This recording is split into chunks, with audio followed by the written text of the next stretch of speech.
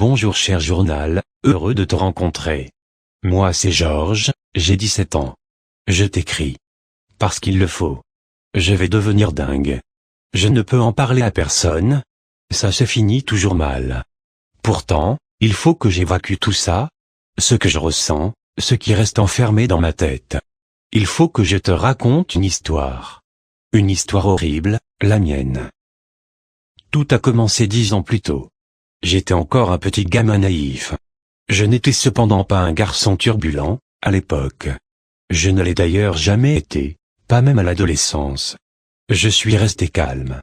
Je suis ce que les gens appellent le plus souvent un garçon mature. Mais mon calme n'a jamais rien eu à voir avec ça, la maturité ou l'intelligence. Cela dit, ça fait partie de ce dont je n'ai pas le droit de parler. Et de toute façon, je m'en fiche de ce que pensent les autres.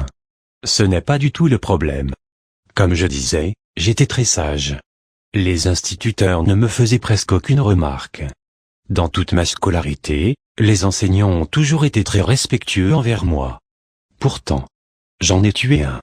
J'avais seulement 7 ans. C'était le 13 mai 2005. Un mardi. Mon meilleur ami, Jimmy, n'était pas venu à l'école, mais je redoutais déjà de savoir pourquoi. Je ne voulais pas y croire, mais comme c'était toujours la vérité, je savais bien que ça ne servait à rien d'espérer. Et, au fur et à mesure de l'avancement de la journée, mon appréhension augmentait. Comme personne ne semblait au courant de la même chose que moi, j'ai fini par croire que, pour une fois, ça pouvait être différent. Ça aurait été tellement bien, mon journal. Tellement génial si ça avait été le cas. Que tout s'arrête, que je redevienne un gamin comme les autres, qui peut faire des conneries sans avoir peur de ce qui vient après. Cet espoir m'a envahi, m'a submergé. Je voulais y croire, de toutes mes forces. Comme mes parents, me pensant eux aussi matures, me faisaient confiance, déjà à cette époque, je rentrais seul chez moi après les cours. Et ce jour-là, j'ai d'abord décidé de trouver mon institutrice principale, Madame Lafleur, pour lui demander ce qu'elle savait sur l'absence de Jimmy.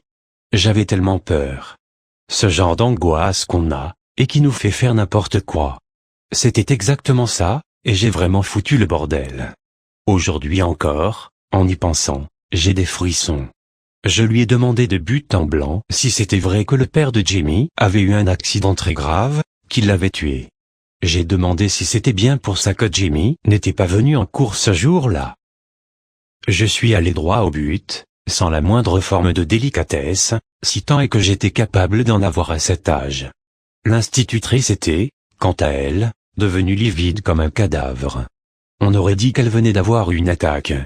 Elle tremblait, et j'ai alors compris que sa bonne humeur de la journée était trop exagérée pour être sincère. Elle était artificielle. Non. Je ne l'ai pas compris moi-même, mais tu verras ça plus tard, mon cher journal. Mais ce que je redoutais était encore une fois arrivé. Mes espoirs se sont immédiatement évaporés. J'ai su que c'était vrai, encore une fois. Et je me suis mis à frémir. Elle a nié, disant que Jimmy avait juste un peu de fièvre et que son père allait très bien. Mais sa voix tremblait. Elle racontait des histoires, un enfant de 5 ans l'aurait remarqué. Moi, j'étais dépité, triste, paniqué. Je ne faisais plus du tout attention à ce que je disais. J'ai alors commencé à lui crier dessus, à lui hurler qu'elle mentait, que je le savais et qu'elle se moquait de moi. Ça l'a d'abord étonnée. Elle est restée étonnamment calme, pour quelqu'un qu'on engueule de cette façon. Puis elle m'a demandé comment je le savais. Et là, je l'ai dit. J'ai répondu que c'était elle qui me l'avait dit la nuit dernière. J'en avais déjà beaucoup trop dit. Il était trop tard. Elle m'a demandé de quoi je parlais, l'air perplexe. Je ne pouvais pas revenir en arrière, alors je lui ai tout raconté, à contre-cœur.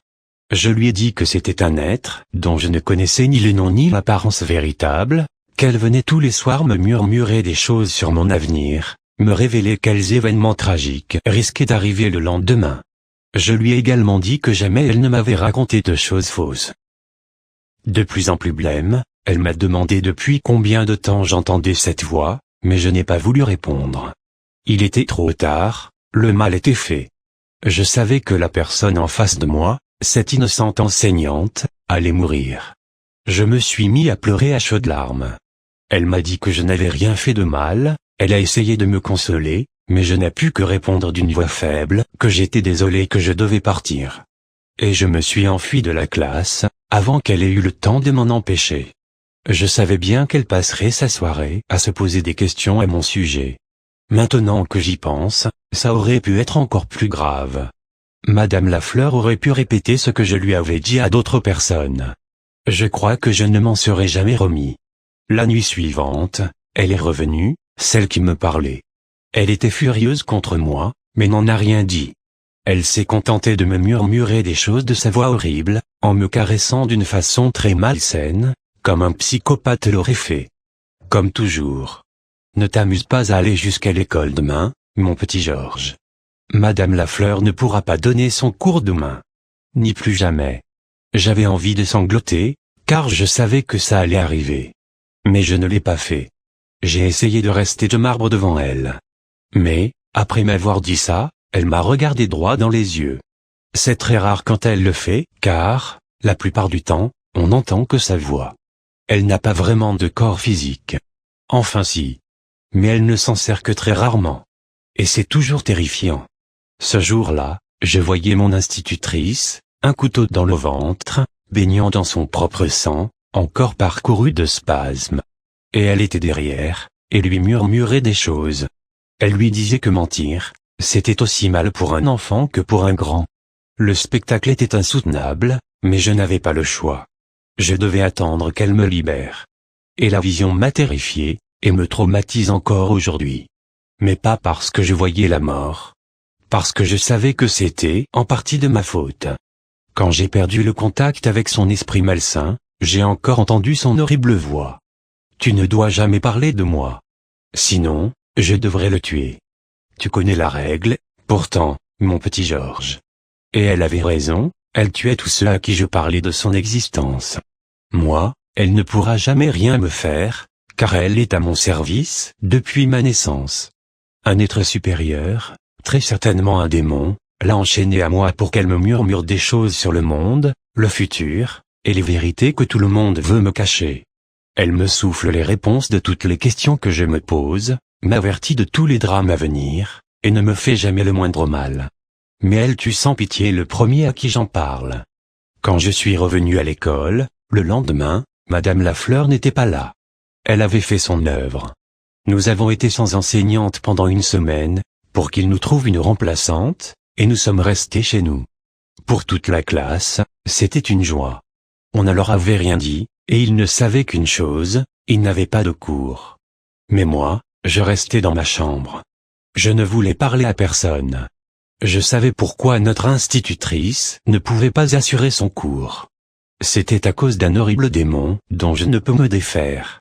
La police a mené une enquête dans mon quartier, suite au meurtre. Mes parents me laissaient regarder les informations, et je voyais l'avancée de l'enquête. Comme aucune trace de coupable n'avait été retrouvée, ils en ont conclu que mon institutrice s'était suicidée. Quand cette information est sortie de la télévision, elle était là. Ça l'a bien fait rire. Elle a traité les enquêteurs de tous les noms imaginables. Moi, j'avais envie de lui lancer la fourchette que je tenais, mais elle n'aurait pas été blessée. Et ça n'aurait fait qu'aggraver la situation en alarmant mes parents, alors je n'ai rien fait. Après ça, pendant des années, j'ai eu horriblement peur de parler aux autres. Je suis devenu plus distant envers tous mes amis, même mes parents. Je suis devenu, au fil des ans, très solitaire. Et j'ai, de fil en aiguille, fini par être rejeté de beaucoup de monde. Mais je m'en fichais, au moins il survivrait. Ça ne l'a pas empêché, à elle, de revenir me parler par la suite.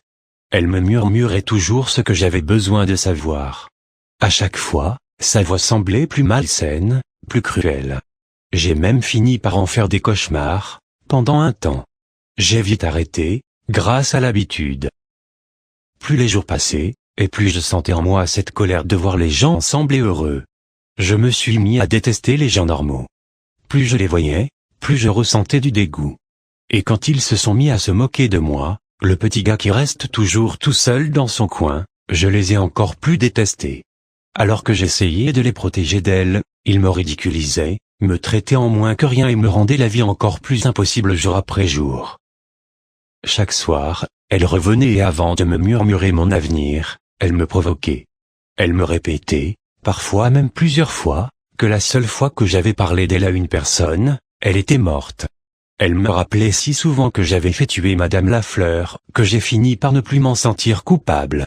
J'ai quand même réessayé d'en parler.